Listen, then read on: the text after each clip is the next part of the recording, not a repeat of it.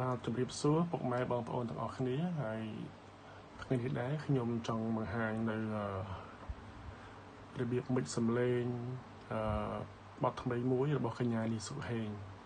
ហើយបទនេះដែរចរិតបទគឺលក្ខណៈដូចជាបទពីដើមដែរហើយបទនេះខ្ញុំចង់បង្ហាញនៅ plugin ដែលខ្ញុំប្រើក្នុងការមិចសំឡេងនៅបទនេះ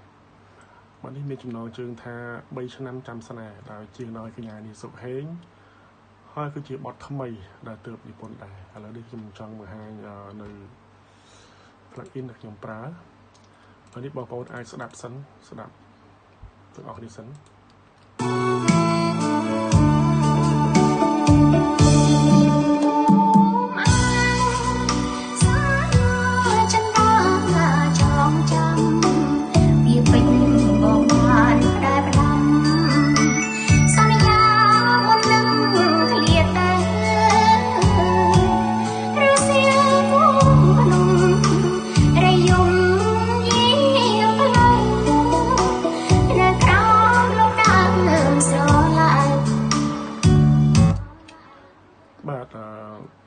នេះខ្ញុំ play ឲ្យស្ដាប់ហើយគឺបទដែលខ្ញុំមិចឲ្យគាត់ហើយ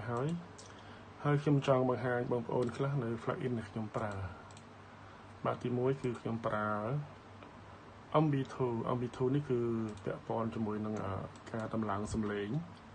ដល់យើង record សំឡេងទៅគាត់រៀងខ្សោយចឹងបងប្អូនអាចតម្លើងមើលតាមនឹងទៅឬក៏តាមការបងប្អូនស្ដាប់បាទទី1ហើយទី2គឺខ្ញុំប្រើ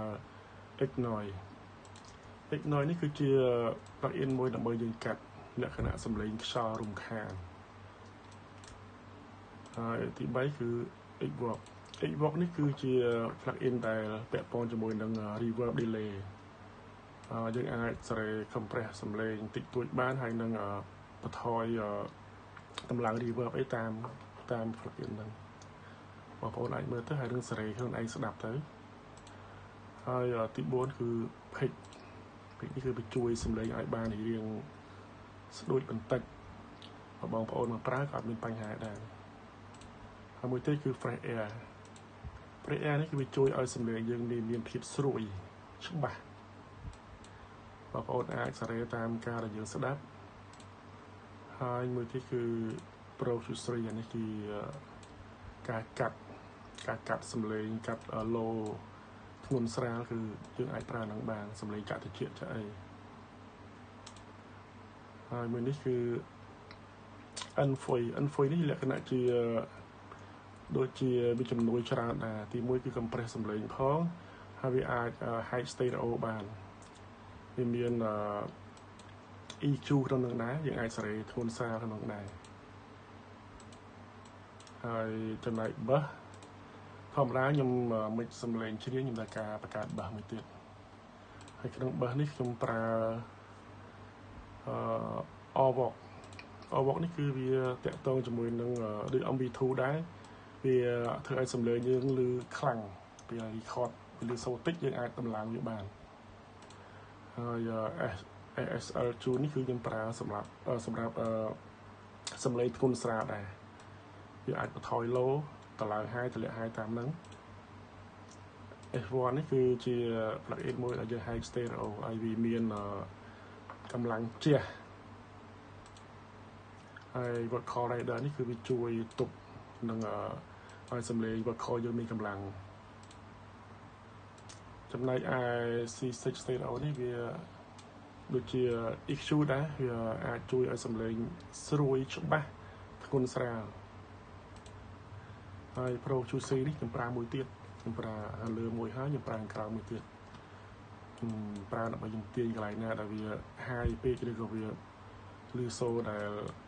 ខ្លាំងពេកចឹងណាមានតែប៉ុណ្្នឹងទេហើយបងប្អូនអាចស្ដាប់បន្តទៀតទៅ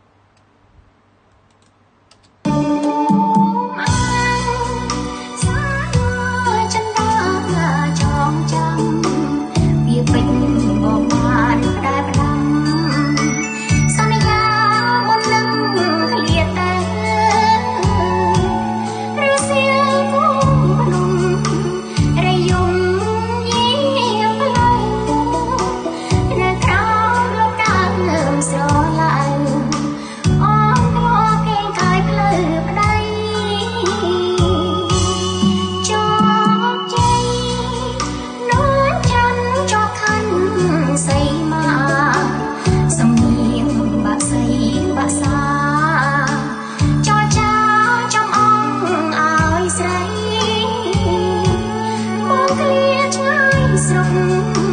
ឃ្លាតពី